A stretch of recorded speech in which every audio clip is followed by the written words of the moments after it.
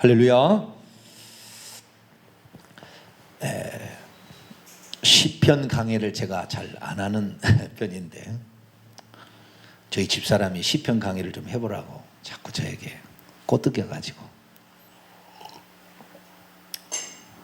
시편은 우리의 삶의 문제가 많이 나와요.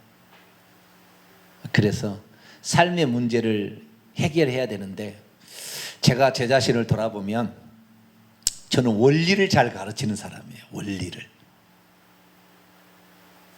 강론에 들어가는 것보다 원리, 뼈대를 딱 잡아주는 사람이라고 할까요? 좀 그런 쪽에 속합니다. 하나님이 지혜를 그런 쪽에 준 거예요.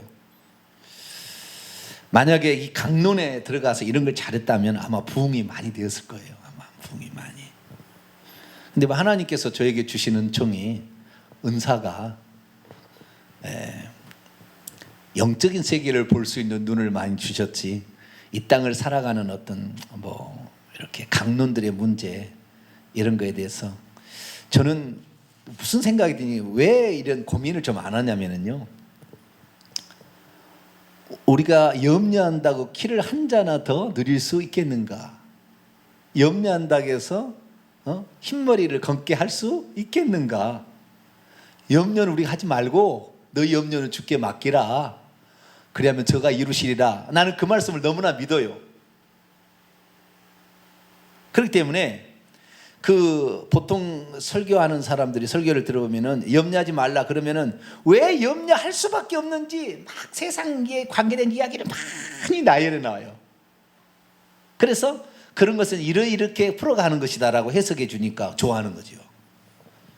근데 저의 은사는 그런 것이 좀 부족한 것 같아요. 그래서 조금 이쪽 방면에도 손을 좀 내밀어야 되겠다. 왜? 이제는 원리를 좀 아니까. 그런 생각이 듭니다. 그래서 오늘은 우리를 대적하는 자가 너무 많아서 어떻게 우리가 할 수 없을 때 어떻게 해야 될 것인가? 어떻게 해야 될 것인가? 이 부분에 관한 말씀을 시편 3편을 중심으로, 2편과 3편인데요, 3편을 중심으로 한번 말씀을 나눠보도록 하겠습니다. 지난번에 제가 시편 1편 강의를 했습니다. 시편 1편은 복 있는 자가 누군가? 복 있는 자는 의인이라고 말씀을 드렸고, 이 의인은 하나님의 말씀을 주야로 묵상하며 그것을 지키는 자다. 그리고 소극적으로는 악인들의 꾀를 따르지 아니하고 죄인들의 길에 서지 아니하고 오만한 자들에 앉지 아니하는, 부정적인 거 하지 아니하고 긍정적인 것을 하는 이런 자가 의인들이다. 이것이 바로 복 있는 자다. 그런 말씀을 드렸습니다. 그리고 이제 이것은 시편 1편은 시편이 1편부터 150편까지가 있는데요, 1편부터 150편까지의 그 말씀들을 보게 되면 시편 1편은 1편부터 150편의 서시다, 들어가는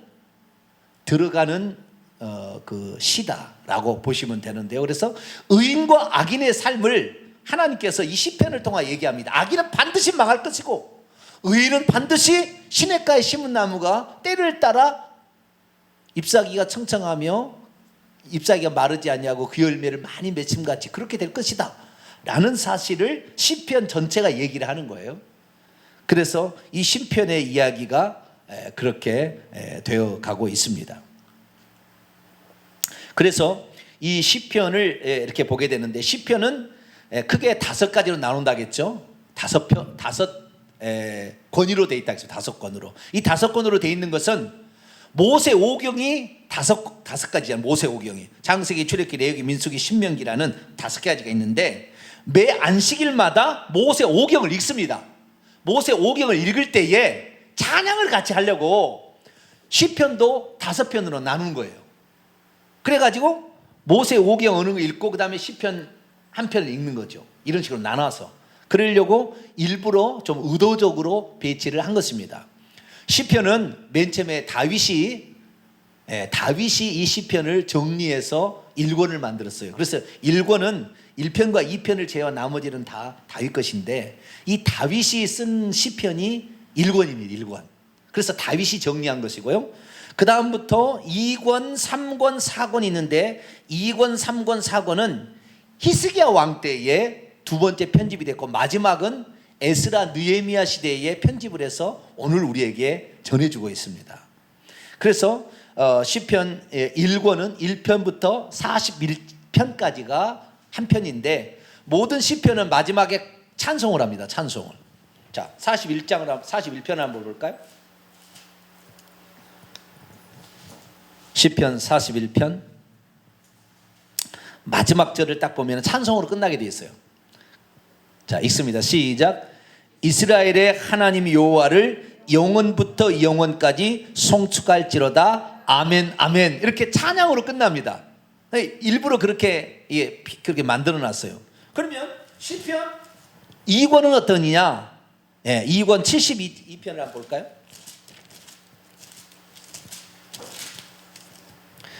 (72편) 18, 19절 18, 19절 시작.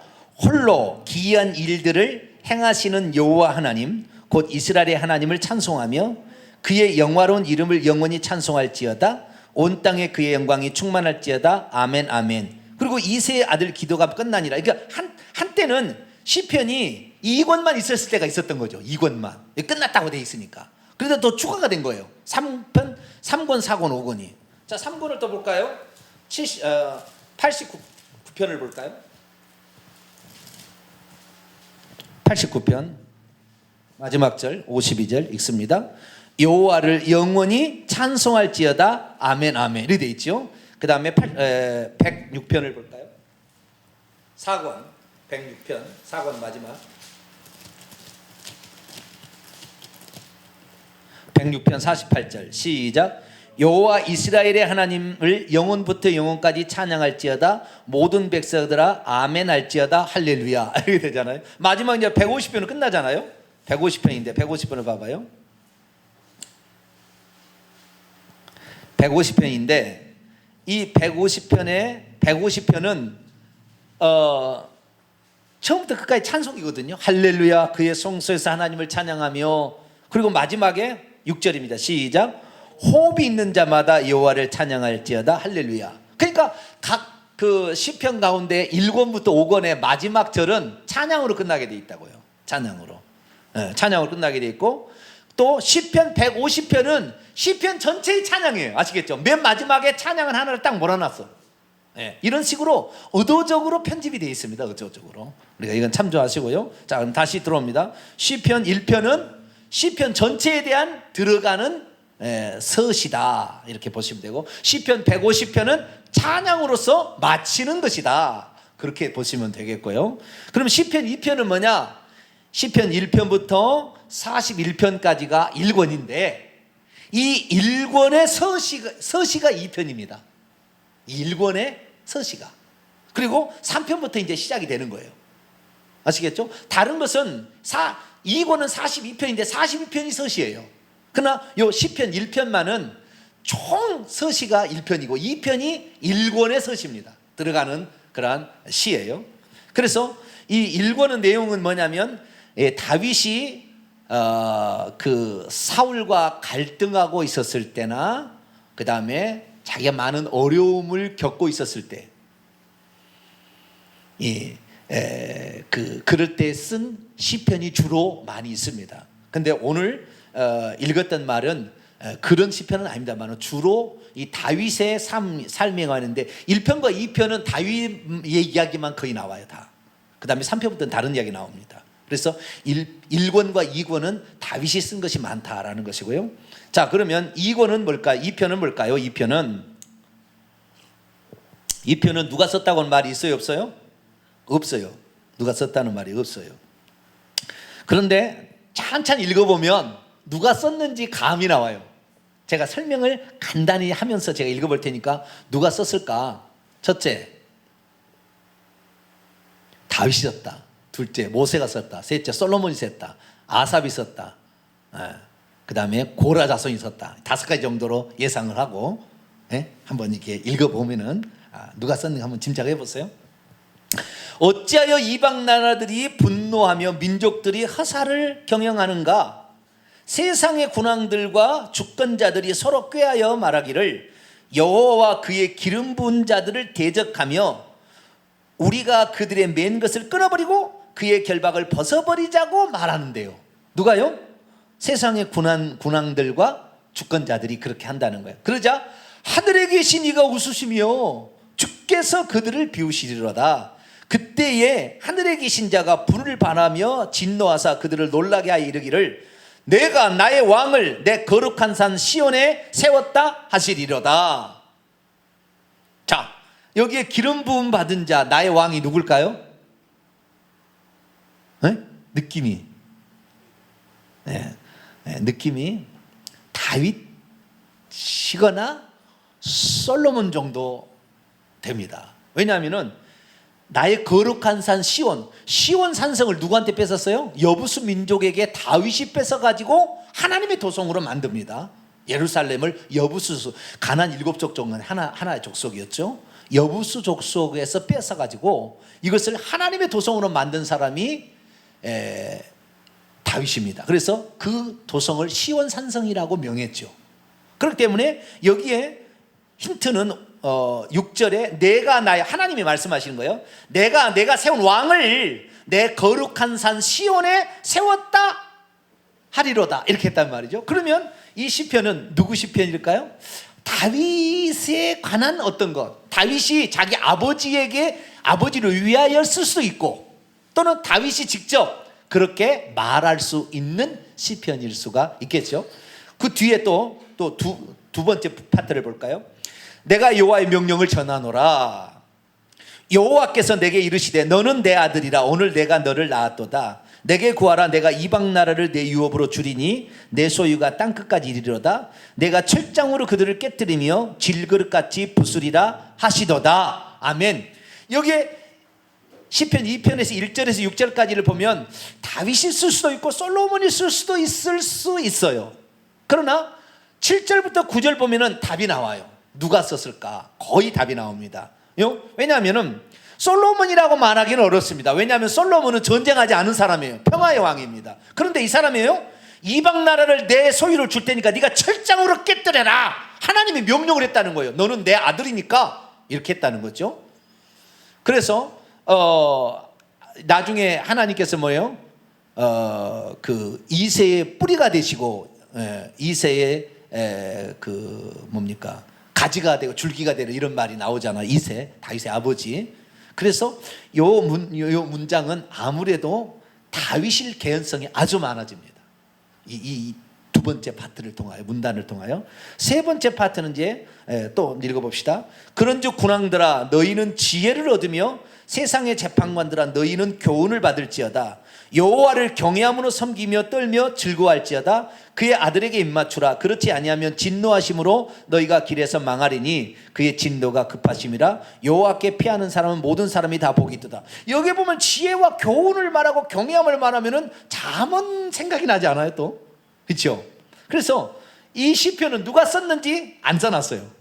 이게 아마 다윗이 쓴 것을 솔로몬이 옮겼든지 또는 솔로몬이 썼든지 잘 모르겠어요. 그건 정확히 모르겠어요. 그런데 여기에 나와 있는 기름 부음 받은 자는 누구를 가리키는 거예요? 다윗을 가리킵니다. 다윗을. 자, 다윗이 정확히 그래 나와요. 사무엘하 19장을 볼까요? 사무엘하 19장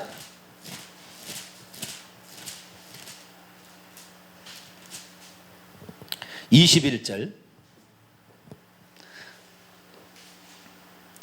사무엘하 19장 21절 있습니다. 시작.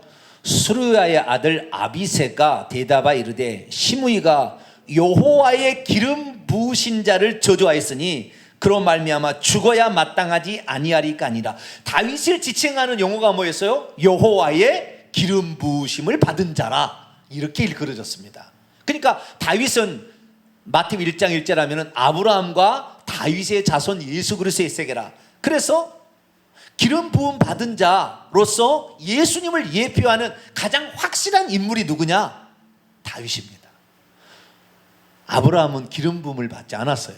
아브라함은 믿음의 조상이고 불러냄을 받은 족속의 조상이고, 다윗은 기름 부음을 받은 자로서 하나님께서 왕으로 세운 존재예요. 그래서 예수님의 이야기는 마태복음 1장은 아브라함과 다윗의 자손이라는데 원문을 보면 다윗의 자손이요 아브라함 이렇게 나가고 있어요. 원문을 보면 다윗을 다 앞세놨어요. 원문을 보면. 그런데 이 마태복음 1장 읽어보면 또한 모든 사람의 이런 그 42명의 이런 다윗의 선조들의 아브라함부터 이렇게 그 족보가 나오는데요. 오직 다윗 왕만 다윗 왕을 낳으니라고 왕이라는 말을 붙여놨습니다.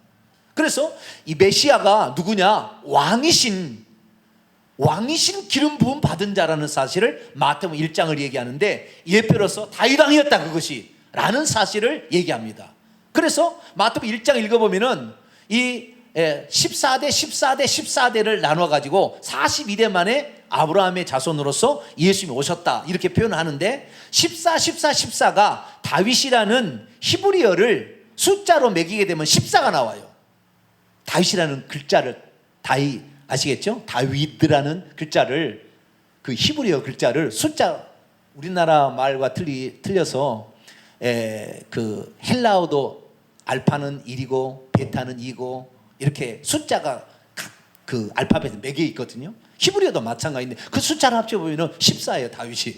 그래서 이 마태복음 1장은, 이 마태복음은 총 5개로 구성되어 있어요. 꼭 모세오경처럼 파트를 나눠놨어요. 그래서 산상수훈, 예수님이 말씀하시는 것은 말씀하신 것대로 모아놓고요, 기적은 기적대로 모아놓고, 이런 식으로 마태복음은 또 5권으로 이렇게 분별해놔요. 왜? 순전 유대인들의 생각 속에 그 있는 거예요, 다. 그런데 거기에 시편에 누구를 맨 처음에 내세우고 있느냐? 다윗을 내세운다는 거예요, 다윗을. 그래서 우리가 다윗을 많이 연구해야 돼요. 왜? 다윗은 예수님을 예표하는 가장 확실한 인물 중에 하나거든. 그래서 시편 2편은 그 내용은 다윗이지만, 이 다윗이 썼는지 그의 아들이 썼는지, 그런데 제가 볼 때 다윗이 이것을 편집을 했기 때문에 다윗이 쓴 것으로 저는 생각합니다. 네. 그런데 이 시편, 그래서 2편에 이 하나님의 기름 부음 받은 자, 이분은 1차적으로 다윗을 말하는 거지만 2차적으로는 기름 부음 받은 자라는 것은 메시아라는 말이거든요.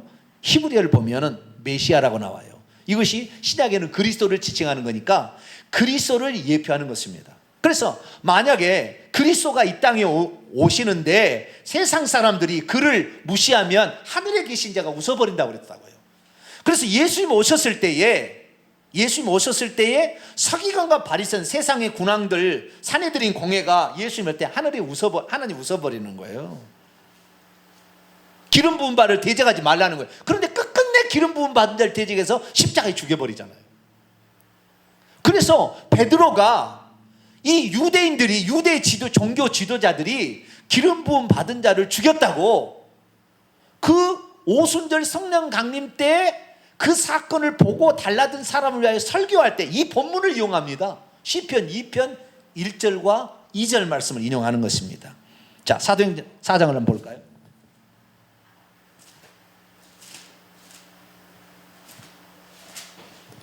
사도행전 4장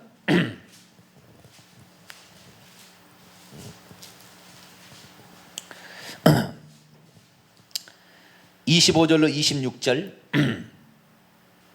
읽습니다. 시작. 또 주의 종 우리 조상 다윗의 입을 통하여 성령으로 말씀하시기를, 어찌하여 열방이 분노하며 족속들이 허사를 경영하는고, 세상의 군왕들이 나서며 관리들이 함께 모여 주와, 여호와죠, 원래는 여호와와 그의 기름 부음 받은 자를 대적하도다 하신 이로써이다. 그래서 당시에 이 사도들을 가두고 힘들게 했던 이 사내들인 공회를 향하여 너희들이 기름 부음 받은 자를 대적했다라는 사실을 이 말씀을 인용하여 얘기하는데, 시편 2편에서는 그 주인이 누가 썼는지 얘기하지 않지만 사도행전 4장 25절에 보면은 주의 종 우리 조상 다윗의 입을 통하여 성령으로 말씀하셨다. 그래서 다윗이 쓴 시편임을 암시해 놓고 있습니다. 그런데 또 보십시다. 여기에서 기름 부음 받은 자를, 메시아를 예수님이라고 치고요, 다윗은 그냥 예표적 인물이고, 예수님이라고 치면 예수님이 누구냐? 여기 딱 두 가지로 나옵니다. 예수님이 누구냐, 메시아가 누구냐? 자, 시편 2편 6절입니다. 읽습니다. 시작. 내가 나의 왕을 내 거룩한 산 시온에 세웠다리로다. 왕이다니까, 왕.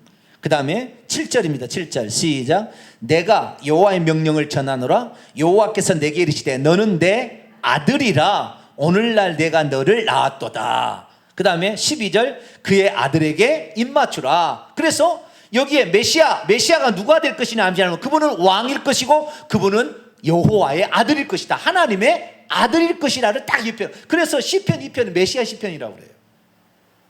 그 정도로 메시아에 관한 암시를 많이 하고 있어요. 특별히 여기서 너는 내 아들이라 할 때 1차적으로는 다윗이겠지만 이것이 예수님을 의미한다고 히브리서 기자가 해석을 해놨어요. 자, 히브리서 1장을 볼까요?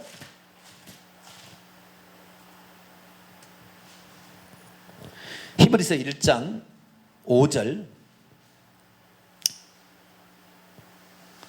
이것이 시편 2편 7편은 인용한 것입니다. 히브리서 1장 5절입니다. 시작. 하나님께서 어느 때 천사 중 누구에게 너는 내 아들이라 오늘 내가 너를 낳았다 하셨으며 또다시 나는 그에게 아버지가 되고 그는 내게 아들이 되리라 하셨겠느냐? 천사는 절대 하나님의 아들이 될 수 없다. 그런데 이 1차적으로는 이것이 예수 그리스도 메시아가 하나님의 아들이라는 말이고 우리들도 장차 하나님의 아들이 된다라는 것을 예표해 준다고 히브리서 기자는 해석해 놓고 있습니다. 그래서 우리가 예수 그리스도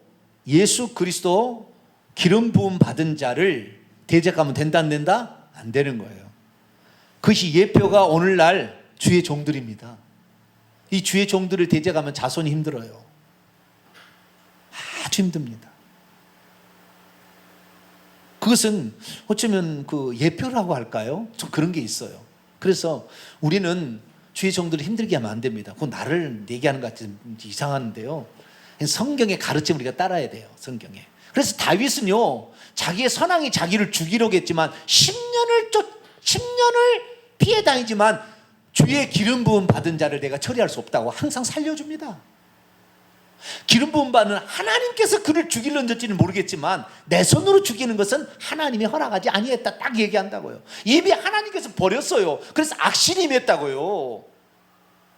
저주 받아야 되고 정말 어떻게 그냥 잔인하게 죽임 당해야 될 아주 나쁜 왕으로 완전히 그렇게 그리고 사탄이 벌써 악신이 되어가지고 그를 조종하고 있었잖아요. 구약시대는 아직 귀신이 없는 시대니까 사탄이 와가지고 그를 조종할 정도로 그렇게 나쁜 사람이었지만 다윗은 하나님의 기름 부음 받은 종을 함부로 내 손으로 처리하는 게 아니다. 심지어는 자기 일평생에요, 다윗은요 얼마나 많은 상대방 원수의 부하장수들, 제일 처음에는 사울왕의 부하장수를, 그 다음에 압살롬의 부하장수 아마사인데요, 그 다음에 나중에 또 무비보셋이 아니라 누구죠? 갑자기 생각이 나요. 네, 여러 가지 그 사울왕의 또 아들들이 구태 때 일할 때 그 밑에 부하 장군들 일어나도요 한 사람도 죽이지 못하게 해요. 자기 부하로 끌어들입니다. 용서해 줍니다. 다. 그런 아주 너그러움이 있어요. 여러분도 그런 너그러움이 있게 되기를 축원합니다. 네. 그래서 그렇구나. 시편 2편은 다윗을 말하는 것이고 1차적으로는 그 다음에 메시아를 말하는 것으로서 우리가 메시아를 거역하면 안 된다. 그런데 이스라엘 민족은 지금까지 메시아를 거역하고 있으니 그들에게는 제가 말합니다. 그들은 절대 제3의 성전을 세울 수 없어요. 메시아를 혹시 인정한다면 뭐 샘플로 봐주는지 모르겠지만 그러나 그들은 지금까지 메시아를 인정하지 않기 때문에 하나님 그렇게 하지 않으세요. 자, 이제 진짜 중요한 건 3편입니다. 자, 3편. 그러면 자기를 대적하는 자가 많을 때 어떻게 할 것이냐, 이 부분에 관한 겁니다. 우리가 살다 보면요 나를 괜히 힘들게 하는 사람이 있어요. 그런 사람 어떻게 해야 돼요? 들이받아버릴까요? 네? 받아버리고 싶은 생각이 들까요 안 들까요? 네? 안 들죠. 네.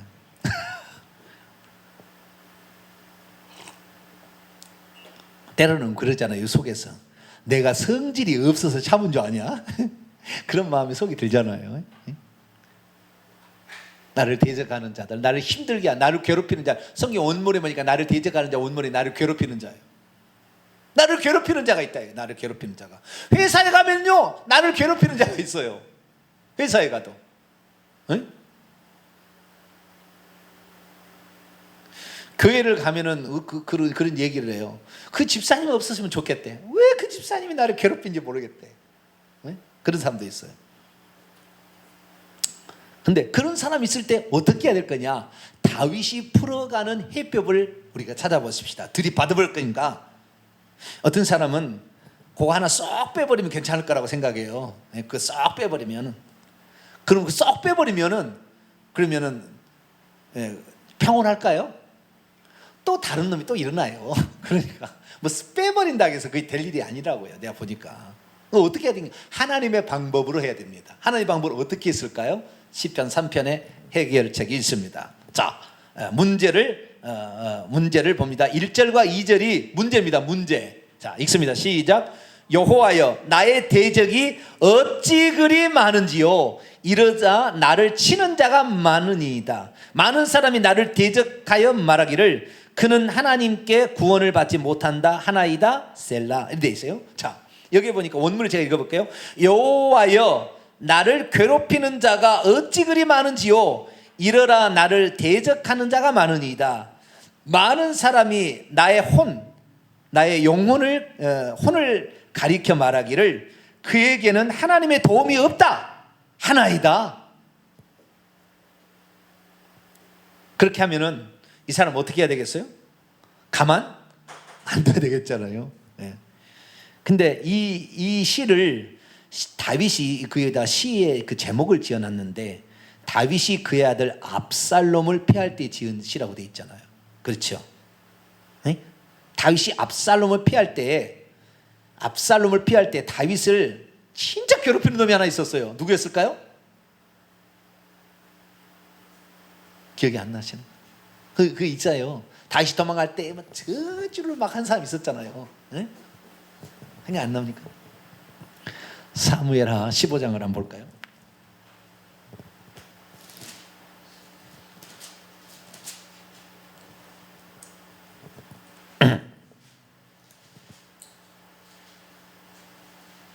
(15장에서) 도망을 치고요, 16장에서 하는 사람이 있어요. 하는 사람이. 자, 5절부터 16장으로 넘어가세요. 5절부터 8절까지 이 대표자가 이런 사람입니다. 다윗이 압살롬에게 도망갈 때 그 대적하는, 아주 괴롭히는 자가 있었어요. 자, 5절부터 8절. 근데 나중에 다 용서해 줍니다. 참 다윗은 대단한 사람이에요. 자, 읽습니다. 시작. 다윗이 바후림의 이름에 거기서 사울의 친족 한 사람이 나오니 게라의 아들이요 이름은 시므이라. 그가 나오면서 계속해서 저주하고 또 다윗과 다윗 왕의 모든 신하들을 향하여 돌을 던지니 그때 모든 백성과 용사들은 다 왕의 좌우에 있었더라. 시므이가 저주하는 가운데 이와 같이 말하니라. 피를 흘린 자여, 사악한 자여, 가거라. 사울 족속의 모든 피를 여호와께서 내게로 돌리셨도다. 그를 이어서 내가 왕이 되었으나 여호와께서 나라를 내 아들 압살롬의 손에 넘기셨도다. 보라, 너는 피를 흘린 자이므로 화를 자초하였느니라 아는지라. 자, 사울 왕을 다윗이 죽였습니까? 죽이지 않았어요. 그런데 사울 왕을 다윗이 죽였다고 이렇게 오해를 하고 끝까지 저주하는 놈이 있다고요. 모르고 그렇게 생각하고. 요즘에 언론을 보면은요, 아니들도 이렇게 얘기하면 그런 줄 알고 따라가는 사람 많아요. 꼭 그런 거예요. 그러듯이 이 시므이는 다윗이 얼마나 사울을 살려주기 위해서 오히려 군장이 제대로 일을 감당 못해서 야단을 치잖아요. 너는 왜 사울 왕을 보호하지 않느냐? 내가 어젯밤에 갔다 왔는데 뭐 했느냐? 잠자고. 야단을 치잖아요. 그렇게 사울왕을 끝까지 보호해줬고, 사울왕이 죽었을 때 얼마나 슬퍼했습니까? 그게 바로 다윗인데 시므이는 그렇지 않았죠. 그래서 대적하는 자가 많은데 시므이만 아니에요. 압살롬이 왕의 마음을 다 훔쳐가지고 자기가 헤브론에 가서 왕이 됐다고 선언하자 200명의 왕의 신하들을 200명을 초청해가지고 자기 사람으로 만들어요. 그래서 나중에 왕을 다 배반하게, 다윗 왕을 배반하고 압살롬을 왕으로 추대합니다. 특히 아주 지략가인 아히도벨이라는 엄청 제갈공명과 같은 그런 사람의 그 압살롬이 붙어가지고 아주 지혜롭게 다윗 왕을 없애버리는 아주 잔인한 방법을 아주 잘 얘기합니다. 하나님께서 아히도벨의 지략을 어둡게 하옵소서 다윗의 기도를 하나님이 안 들어주셨다면 아마 아히도벨 때문에 요단강을 건너지 못하고 다윗 왕은 피난하다가 전멸당했을 겁니다. 왜? 아히도벨이 1만 2천 명의 군사를 끌고 지금 갇혀있는 요단강을 못 건너간 저들을 이 밤에 습격해서 없애버립시다 그랬거든요. 그러나 후세라는 사람이 다윗 왕에 따라오는데 후세는 너는 들어가 있어서 그에게 네가 할 일이 있다. 너는 들어가 있어라. 그래서 후세가 하는 말을 더 믿고 아히도벨의 말을 안 들어요. 압살롬이. 후세가 아주 지혜롭게 얘기한 거예요. 너무 급하게 도망치느라고 제대로 전열을 가다듬지도 못하고 가고 있는 틈이었거든요. 그래서 상당히 위험한 상태였어요. 다윗 왕이. 그런데도 이 아히도벨이 그래서 1만 2천 명의 군사를 끌어가서 이 밤에 없애버리면 당신 왕 됩니다. 정확히 알려줬다고요. 근데 후세가 아닙니다. 다윗은 용사고 전쟁을 많이 한 사람이고 그리고 그 밑에 부하장수가 보통 놈입니까? 다윗 왕은 어디에 지금 숨어서 잠복해 있고 있을 겁니다. 그러니 우리가 속습니다. 그러니까 우리가 저 북쪽에서 남쪽까지 모든 이스라엘 민족을 모아서 수십만이 한꺼번에 덮어야 이길 수 있습니다. 그렇게 후세가 얘기를 함으로 네 말이 맞다 그래가지고 그날 암도쳐서 사람을 비밀로 보내서 빨리 요단강 건너가라. 그래서 간발의 차이로 다윗이 위경에서 건지는 그런 상황이 나오거든요. 그래서 우리가 순간순간마다 기도해야 될 줄로 믿습니다. 다윗은 아히도벨의 모략을 어둡게 하옵소서. 그렇게 기도했더니 그 아히도벨의 그 모략이 압살롬이 안 받아주는 그런 상태에 된 거예요. 우리가 순간순간마다 나라와 민족을 위해서, 가정을 위해서, 지도자를 위해서 많이 기도할 수 있게 되기를 바랍니다. 그렇게 나가는데, 자, 그래서 이 대적하는 자가 있을 때, 그럼 다윗은 이 문제를 어떻게 극복했느냐? 다윗은 하나님을 찾았어요. 누구를 찾았다고요? 하나님을 찾았어요. 그러니까 보통 사람 같으면은 압살롬이 쳐들어와? 자, 우리 군대를 어떻게 조직할까? 요압, 아비새, 이또, 너 3대로 편성해서 1대, 2대, 3대 매복에 있다가 오면 이렇게 한 게 아니라 다윗은 먼저 하나님 앞에 기도를 했어요. 하나님 앞에. 여호와여. 자, 나옵니다. 자, 여호와여. 어디까지냐면은 이 기도가 3절부터 8절까지인데요. 3절, 4절만 우선 있습니다. 시작. 여호와여, 주는 나의 방패시요 나의 영광이요 나의 머리를 드시는 자니시이다. 내가 나의 목소리를 여호와께 부르짖으니 그가 성산에서 응답하시는도다. 아멘. 여호와여, 여호와 어떤 분이냐? 당신은 나의 방패고. 이거 위험한 순간에 방패가 요압 장군이라고요? 그게 아니라 하나님이 나의 방패다고 얘기를 했고요. 그분이 나에게 영광을 줄 뿐이고 나의 머리를 들자. 우리가 전쟁에 지면은 이렇게 가는데 머리를 들게 한다는 것은 승리했다는 거잖아요. 그래서 나에게 승리를 안겨주고 나를 보호하실 수 있는 분은 누구다? 여호와다. 그렇게 얘기했고요. 5절 보세요. 내가 누워 자고 깨었으니 여호와께서 나를 붙드심이로다. 이게 뭐예요? 사람이 걱정이 많으면 잠이 들어요, 안 들어요? 벌써 하나님께서 나의 보호자가 된다는 것이 들어왔을 때 저녁에 잠을 자는 거예요. 여러분, 근심 걱정이 너무 많으면 저녁에 잠이 와요, 안 와요? 안 와요. 그런데 그 다윗은 어떻게 그랬냐면은 전능하신 여호와께 자신의 문제를 아뢰고 부르짖어 기도했다고 나온다 이 말이에요. 제가 왜 부르짖어 기도하라고 얘기하느냐? 왜 조용조용 기도하는 것을 원하지 않느냐? 조용조용 기도할 수도 있어요. 그렇게 기도할 때도 있겠죠. 그러나 먼저 부르짖어 기도하고 그 다음에 조용조용 기도할 수 있라 이 말이에요. 조용조용 기도해보면 벌써 오만 잡생각을 다 마귀가 집어넣어요. 지금은 귀신이 많기 때문에 온갖 잡생각을 많이 넣고 졸음이 와게 버립니다 이거예요. 그래서 기도가 안 됩니다. 그래서 우리가 움츠러있던 우리의 영이 팍 터칠 수 있려면은 통성으로 기도해서 우리의 기도의 문을 확 열어놓고 하나님께 기도하고 그 다음에 교제가 일어날 때는 조곤조곤 하나님 조곤조곤 얘기해도 된다 이 말이에요.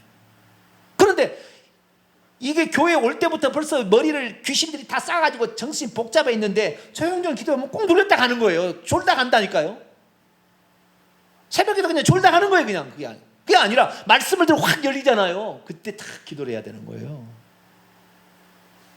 그래서 여호와께 부르짖었더니 이렇게 얘기해요. 그래서 우리가 전능하신 우리의 방패요, 우리의 근심 걱정을 없애줄 수 있는 유일한 존재 하나님이라고 생각하고 하나님 앞에 다윗은 항상 기도했다는 거죠. 여러분도 잠을 잘 수 없을 만큼 근심과 걱정이 있을 때 하나님 앞에 무릎을 꿇게 되기를 축원합니다. 하나님께 부르짖어 기도할 때 하나님께서 그를 붙잡아 준다는 거예요. 기도를 하게 되면은요, 어떤 생각이냐면은 담대함이 생깁니다. 뭐가 생겨요? 담대함이 옵니다. 여호수아와 갈렙이 적과 꿀이는 가나안 땅에 들어갈 수 있는 마지막 관문은 담대함이었습니다. 왜? 그 기도를 통하여 믿음을 가지고 있었기 때문에 거기에 안악 자손이 산다 할지라도 성벽이 뭐 요새와 같이 되었다 할지라도 그들은 우리의 밥이다 라고 말할 수 있는 담대함이 있었어요. 근데 다 무서워서 우리는 그에게 메뚜기 같은 거 눌러버리면 그냥 없어질 겁니다. 이렇게 했더니 담대함이 없어진 거예요. 그러니까 뭐예요? 믿음과 기도를 통하여 우리는 담대함을 얻는 거예요. 할렐루야. 다윗이 기도를 하고 나니까 담대함이 생겼어요. 그리고 뭐라고 했냐면요, 6절 보세요. 시작. 천만인이 나를 애워싸 진친다고 하여도 나는 두려워하지 아니하리로다. 그래서 우리는 언제까지 기도해야 되느냐? 이 담대함이 올 때까지 부르짖어 기도해야 된다는 거예요.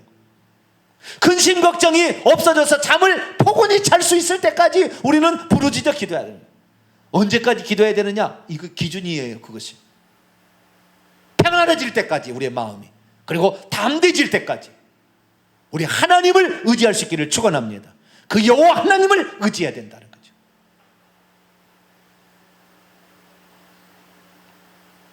다윗은 나중에요, 이 사울이 군대를 3,000명을 이끌고 끌고 와요. 그래가지고 제가 다윗이 그 도망다니는 도피 장소 막 이런 데를 엔게디 막 이런 데 가봤거든요. 성주 순례를 가봤는데 피할 곳이 많아요. 순간순간마다 굴들이 많이 있어요. 그런데 이 마지막 때 3,000명을 이끌고 왔을 때는 다윗이 더 이상 피할 곳이 없었어요.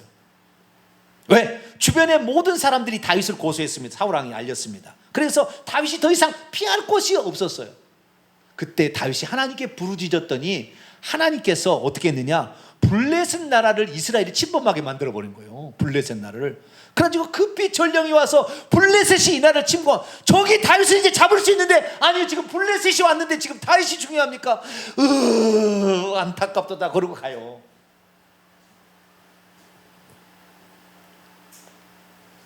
하나님이 방패가 되시고, 할렐루야. 하나님이 방패가 되시면 어느 누구도 나를 해할 수 없다는 거예요. 그런 믿음을 갖게 되기를 축원합니다. 내가 하나님께 기도하고 하나님을 내 편이시라 이 다윗이 말한 것처럼 하나님께서 나와 함께 하시고 나를 붙잡아 달라고 기도하고 통성으로 기도하면 담대함이 생기고 평강이 찾아오는 거예요. 그러면 천만인이 내게 온다 할지라도 나는 두려워하지 않겠다.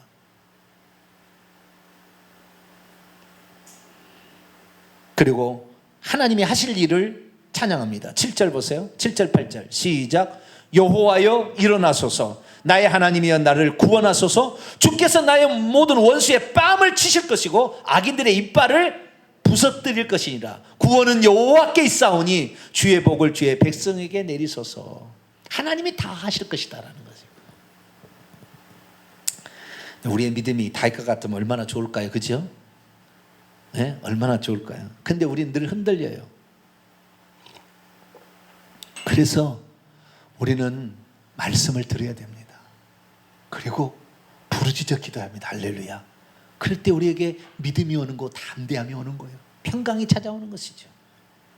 혹시 여러분의 삶에 어려운 문제가 있습니까? 잠을 잘 수 없을 만큼 번민이 있고 육체의 연약함이 있습니까? 하나님께 기도하세요. 주님이 나의 방패, 나의 고통을 없애서 나를 잠자게 하실 분, 내 원수의 이빨을 부러뜨려서 하나님이 나를 돕지 않는다고 그가 나를 조소하지 못하게 할 것이다.